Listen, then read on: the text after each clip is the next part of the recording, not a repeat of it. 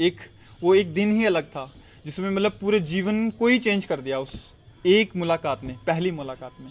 But एकदम ऐसे मुंह से निकलेगा, महाराज जी आपके सत्संग को सुन के तो ऐसा ही लगता है कि वृंदावन वास और केवल भगवत प्राप्ति ही इस जीवन का उद्देश्य है। 25 से 27, 27 से 1, 1 से 5, 5 को बोल दिया कि हम नहीं आएंगे। कुछ दिन के ही सत्संग से ऐसा लग गया कि अभी बहुत दिनों से बिछड़े थे और यहीं महाराज जी के पास ही ठोर थी और वृंदावन में ही एक ठिकाना है हमारा। जय जय श्री हरिवंश। वृंदावन के प्रेमी संतों की श्रृंखला में आपका बहुत बहुत स्वागत है। आज हमारे साथ हैं श्री नवल नागरी बाबा जी, श्री हरिवंश। जैसा आज आप एक विरक्त वेश में हैं, इससे पहले भी आपका एक जीवन रहा होगा। जी बिल्कुल। आपका शरीर कहाँ का है? जी मेरा शरीर पठानकोट का है, पंजाब में एक जगह है। आपके माता पिता क्या करते थे? जी मेरे माता जी आर्ट एंड क्राफ्ट के टीचर थे और पिताजी आर्मी में थे। जैसा लोग सोचते हैं कि अगर वो इंडियन आर्मी में है, जैसे आपके पिताजी इंडियन आर्मी में रहे, तो उनकी भी काफ़ी इच्छा रही होगी कि आप इंडियन आर्मी में जाएं, और आपके अंदर भी वो चीज़ रही होगी कि देश की सेवा करें। जी बिल्कुल, बचपन से ही पिताजी के संग भी रहे और आर्मी में काफ़ी उनकी जो भी यूनिट होती थी वहाँ जाने का काफ़ी मौका मिलता था और अंदर रहता था कि हम भी एक दिन देश की सेवा करें। तो उसी क्रम में 2008 में हम भी आर्मी के लिए अपनी सेवाएं देने के लिए आर्मी ज्वाइन किया। जैसा हम लोगों का सपना होता है कि कोई इंडियन आर्मी ज्वाइन करे, देश की सेवा करे, तो आपने इंडियन आर्मी क्यों छोड़ी? मतलब जी ऐसा कोई उद्देश्य नहीं था कि मेरे को इंडियन आर्मी छोड़ना ही है, बट एक क्रम से जब वृंदावन आए थे उससे पहले तक हमारे माइंड में कोई ऐसा प्लान नहीं था। हम तो एक डेडिकेट होके इंडियन आर्मी की सेवाएं दे रहे थे। 2008 से 2017 तक हमने 2017 स्टार्टिंग तक हमने आर्मी में अपनी सेवाएं दी। बट 2016 में पहली बार पूज्य महाराज जी का संग हुआ। एक सेवा कुंज में एक बूढ़ी माता जी रहती हैं जो वहाँ सेवा देती हैं, सोनी और पोचा करते थे। उन्होंने ऐसे ही बातचीत में बोला कि हितधाम में एक बहुत अच्छे संत भगवान सत्संग देते हैं, आप भी जाके सुनिए। तब हमने ज़्यादा उनकी बात पे गौर नहीं किया। 2015 लास्ट की बात होगी या 2016 स्टार्टिंग की, जब अगली बार वृंदावन आए 9 मई, आज भी तिथि याद है, 9 मई 2016 को पहली बार पूज्य महाराज जी का सत्संग सुनने का सौभाग्य मिला। उन्हीं माता जी के साथ हम पहली बार हितधाम में आए और उस दिन ब्रह्मचर्य के ऊपर बहुत ही एक जोरदार, जो महाराज जी का पहला ब्रह्मचर्य के टॉपिक के ऊपर सत्संग था, बहुत ही जोरदार सत्संग हुआ। तो महाराज जी के एक ओजस्वी वाणी, वैसा आकर्षण, और सबसे बड़ी बात तो अभी तक हम महाराज जी देखे नहीं थे क्योंकि महाराज जी अंदर बैठते थे और हम लताओं पे जैसे माता जी के साथ आए थे बाहर ही बैठे थे। तो सत्संग जब कीर्तन होता था तो कीर्तन के समय दर्शन होने के लिए आ गए। जैसे पहली बार पूज्य महाराज जी को देखा, एकदम लगा एकदम द्वादश तिलक, महाराज जी के एकदम तेजस्वी चेहरा, तेजस्वी वाणी और एकदम आकर्षण। ऐसा लग रहा था कि कोई कहाँ से, मैं कौन सी दुनिया में आ गया हूँ, मुझे समझ नहीं आ रहा था। देखते ही एक अलग सी अलौकिक सी आनंद की अनुभूति हुई और लगा कि नहीं, बात तो सही है। फिर 2-3 दिन लगातार आए और सत्संग, ऐसे सिद्धांत के सत्संग जो कि एक साधक के लिए बहुत ही उपयोगी सत्संग थे, क्योंकि अभी तक तो सत्संग सुने नहीं थे। 3 दिन के सत्संग से ऐसा प्रभाव था। और सत्संग उस समय हम पोस्टेड थे कारगिल में, ऐसी जगह पे थे जहाँ मतलब पूरा दिन ऑफिस वर्क के अलावा जब भी हमें समय मिलता था तो हम महाराज जी का सत्संग सुनते थे। तो ऐसी विकलता हुई वृंदावन। उस समय महाराज जी का मेन मोटिव था वृंदावन वास, वृंदावन की रहनी, मतलब प्राण तजो वन्ना तजो, ऐसा वाला सिद्धांत। और एकदम दृढ़, ऐसा लगता था कि वृंदावन छोड़ के बाहर कहीं ठोर ही नहीं है। सत्संग सुना, ऐसा प्रभाव रहा कि हम मई में आए थे, जून जुलाई के बाद अगस्त में जब नेक्स्ट छुट्टी आए तो सीधा वहाँ से फ्लाइट पकड़ी, सीधा दिल्ली में आए। दिल्ली से घर नहीं गए, सीधा वृंदावन आए, घर वालों को बताया ही नहीं। वृंदावन आके सीधा महाराज जी के सत्संग सुना और बहुत इच्छा थी कि महाराज जी से मिलना है एक बार। हम पूज्य महाराज जी से किसी संत भगवान के माध्यम से पहली बार भेंट हुई। ओहो, वो भेंट मेरे जीवन का वो एक दिन ही अलग था जिसमें मतलब पूरे जीवन को ही चेंज कर दिया उस एक मुलाकात ने, पहली मुलाकात में। ज़्यादा नहीं, 5-7 मिनट की मुलाकात ने पूरा जीवन ही चेंज कर दिया। महाराज जी ने सर्वप्रथम क्या कहा था? जैसे हम दंडवत किए पूज्य महाराज जी को, तो महाराज जी ने पूछा कि बेटा आपके जीवन का क्या उद्देश्य है, और थोड़ी बातचीत हुई थी तो किसी ने बताया कि ये आर्मी में हैं, तो आपका सत्संग सुने तो बहुत आकर्षित हैं, तो महाराज जी आपके जीवन का उद्देश्य क्या है। तो एकदम मुंह से निकल गया, यद्यपि कोई उद्देश्य नहीं था, बट एकदम ऐसे मुंह से निकल गया, महाराज जी आपके सत्संग को सुन के तो ऐसा ही लगता है कि वृंदावन वास और केवल भगवत प्राप्ति ही इस जीवन का उद्देश्य है, अन्य कोई भी ऐसा उद्देश्य अभी नज़र नहीं आ रहा। कुछ दिन के ही सत्संग से ऐसा लग गया कि अभी बहुत दिनों से बिछड़े थे और यहीं महाराज जी के पास ही ठोर थी और वृंदावन में ही एक ठिकाना है हमारा।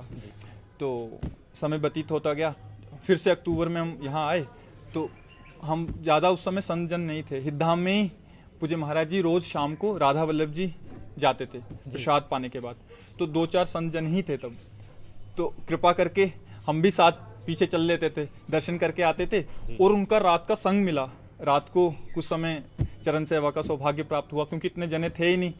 तो महाराज जी के साथ जो एक संभाषण, और महाराज जी हर समय एक भागवतिक बातचीत, और हमें लगता था कि जीवन का बस यही है। बाहर तो घूम ही आए थे सारा, पूरा संसार तो देख ही रहे थे, बाहर लोगों के साथ रहना उठना बैठना तो होता ही था, बट ऐसी लाइफ, ऐसी एक महाराज जी की ओजस्वी वाणी, मतलब उसका जो संग मिला, आपको लगा कि जन्म जन्म मतलब जिसके लिए भटक रहे थे, बिल्कुल यही ऐसा ही।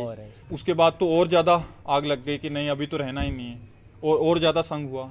हमने गए और लगा कि अभी छोड़ देंगे आर्मी, पर घर वालों को कैसे बताएं, पिताजी को कैसे बताएं, अभी डांट पड़ेगी घर से, बिल्कुल। माता जी से डांट पड़ेगी। समय व्यतीत होता गया, 2016 चल रहा है अभी, बीतते बीतते हम उस अक्टूबर के बाद सीधा 6 महीने बाद छुट्टी आए।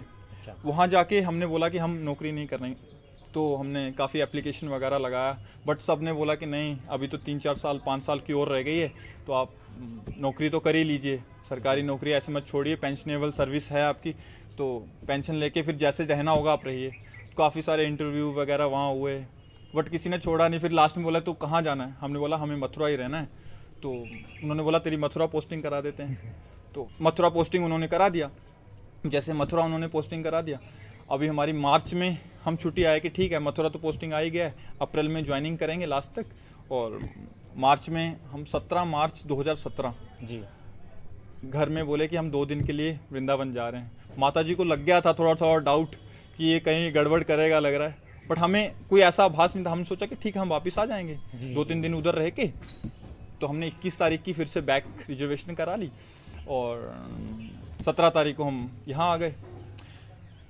18, 19, 20 बढ़ता गया। 21 तारीख को मेरे धक धक ऐसे होने लगे कि आज जाना है, तो अभी जाना है तो इसके नाम से कैसे जाएं, बिल्कुल मन नहीं है।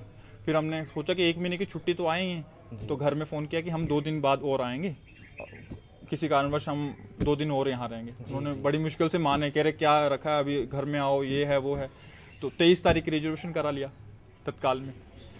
फिर 23 तारीख आ गई, फिर घर में फ़ोन किया, फिर बोले कि 25 को आएंगे, 25 से 27, 27 से 1 से 5 को बोल दिया कि हम नहीं आएंगे। घर में लड़ाई और गाली पे गाली, मामा जी का फ़ोन आ रहा है, पिताजी का फ़ोन आ रहा है, माता जी का बार 60 मिस कॉल हैं, हम उठा ही नहीं रहे।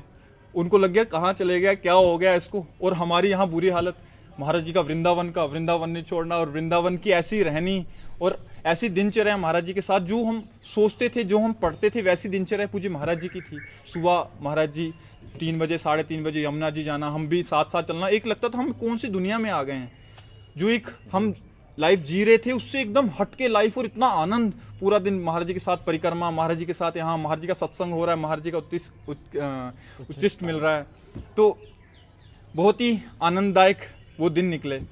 5 तारीख को घर वालों का मैंने स्विच ऑफ करके फ़ोन रख दिया। उसके बाद घर वाले वृंदावन आ गए, तो यहाँ वहाँ के माता जी तो पता ही है, एकदम रोना गाना। माता जी ने कितना विरोध किया? काफ़ी विरोध हुआ। माता जी, पिताजी और मामा जी, ताऊ जी, चाचा जी, सारे गाँव बारी बारी 1-1, 2 दिन छोड़ के, किस लिए, क्या है वो है।